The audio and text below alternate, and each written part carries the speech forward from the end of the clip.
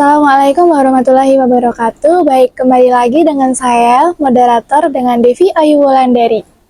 Di sini kita akan memulai membahas tentang implikasi kurma dan susu bagi kesehatan. Surah Maryam ayat 25 dan An-Nahl ayat 66. Makanan dan minuman alami seperti kurma dan susu memiliki posisi istimewa dalam ajaran Islam dan sering disebut dalam Al-Quran. Dua ayat utama yang menjadi dasar yang tadi ya. Dalam era modern ini, gaya hidup tidak sehat, pola makan yang buruk, dan konsumsi makanan olahan menjadi faktor utama berbagai penyakit seperti diabetes, obesitas, dan penyakit jantung.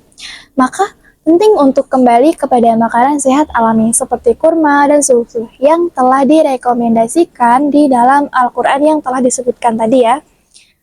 Oke, baik.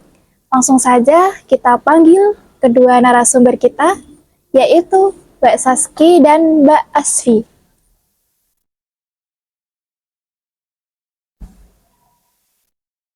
Oke, langsung saja untuk pembahasan kita. Yang pertama yaitu mengenai kurma yang akan disampaikan oleh Mbak Saski. Baik, tadi sudah diperkenalkan, jadi di sini saya akan menjelaskan tentang kurma.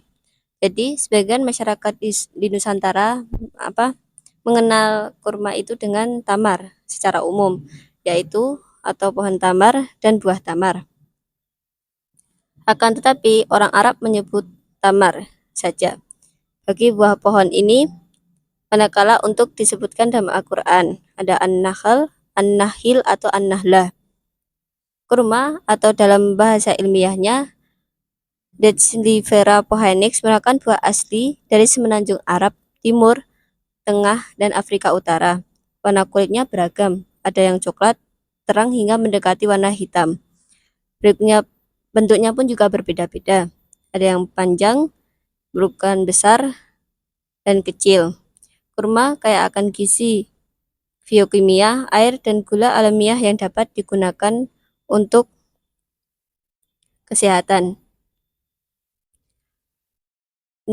Dalam surat Maryam ayat 25 yang berbunyi wahuziya ilaiki bijidai nahlatin tusakits alaiki rutban janiyan, yang artinya goyangkanlah pangkal pohon kurma ke arahmu, niscaya pohon itu akan menjatuhkan buah kurma yang telah masak kepadamu. Baik, selesai sudah penjelasan mengenai terkait kurma yang disampaikan oleh Mbak Saski. Kemudian pembahasan selanjutnya adalah pembahasan mengenai susu yang akan disampaikan oleh Mbak Asfi.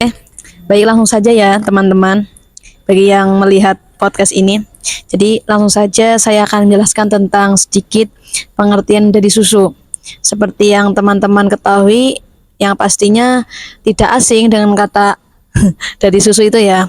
Jadi ini secara bahasa merupakan air yang keluar dari buah dada, susu binatang atau bahan minuman yang berupa cair. Kemudian secara istilah, susu cairan yang berwarna putih yang diperoleh dari manusia, pemerahan sapi, atau hewan menyusui yang dapat diminum atau digunakan sebagai bahan pangan yang sehat. Nah, di sini dijelaskan atau kita mengambil dasar dari surat An-Nahl ayat 66.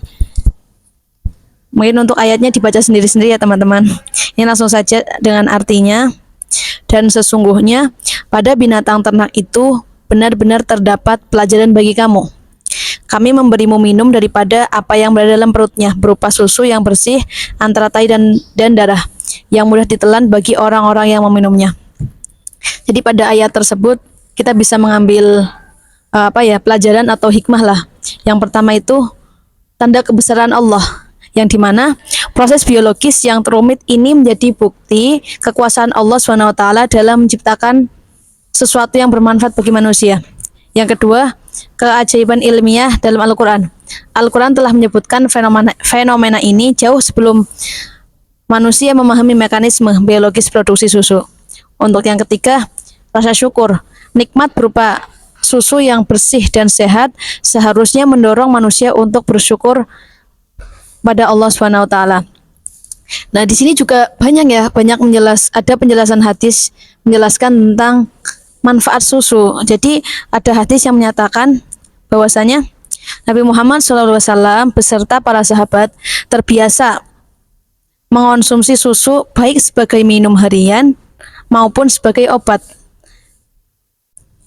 Nah, mungkin dalam tafsir sains tersebut juga terdapat banyak manfaat.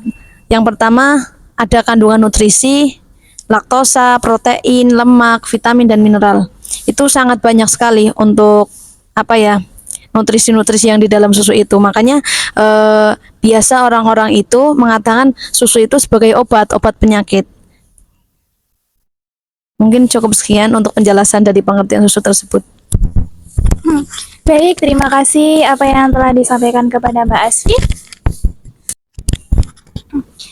Oke, baik. Terima kasih kepada dua narasumber yang telah memaparkan materi tentang kurma dan susu tadi.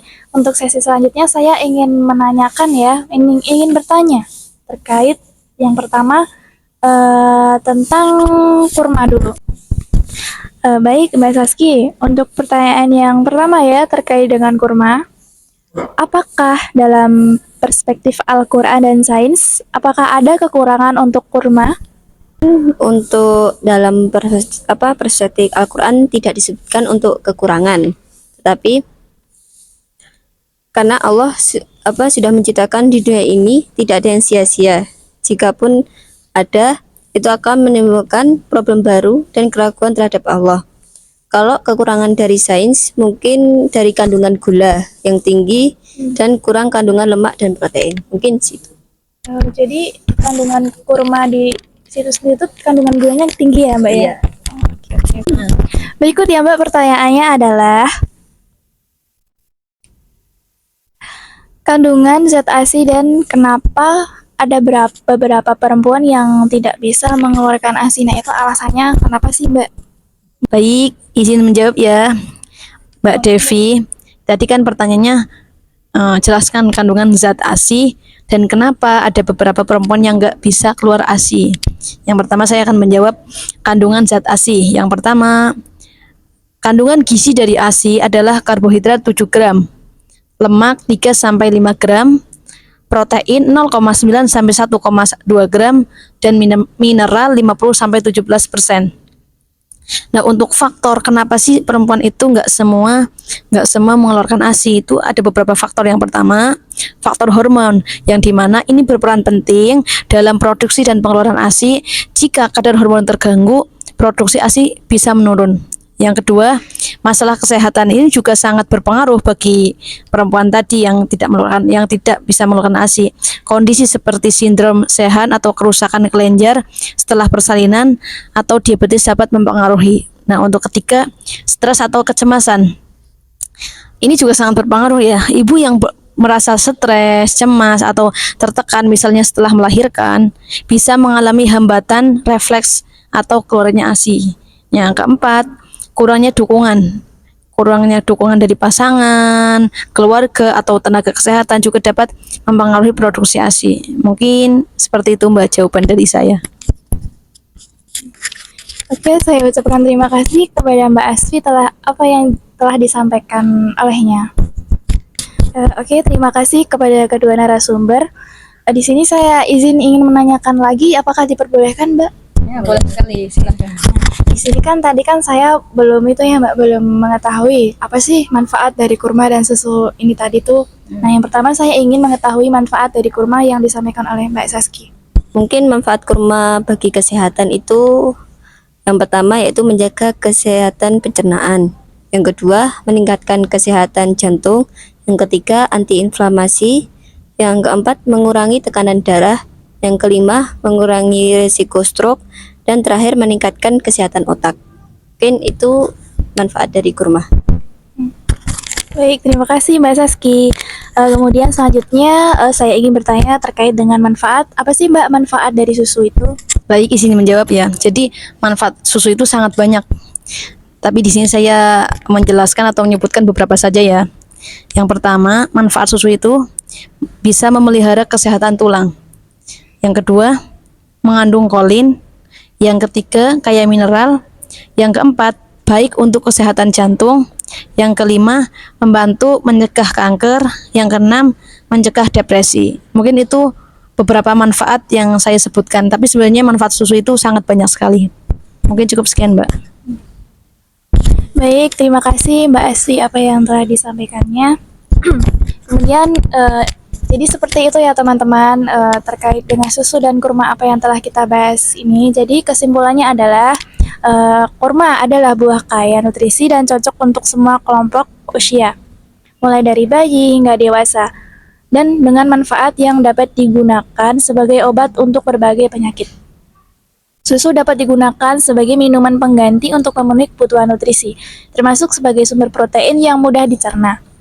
Proses pembentukan susu melalui perjalanan panjang yang kompleks menjadikannya bermanfaat bagi berbagai kelompok usia, mulai dari balita hingga lansia. Baik, sekian apa yang telah kami sampaikan. Kurang lebihnya mohon maaf. Wassalamualaikum warahmatullahi wabarakatuh. Waalaikumsalam warahmatullahi wabarakatuh. Tambahan dari kami yaitu pertama yaitu Al-Misbah. Yang selanjutnya yaitu dari pendapat mufassir yang lain.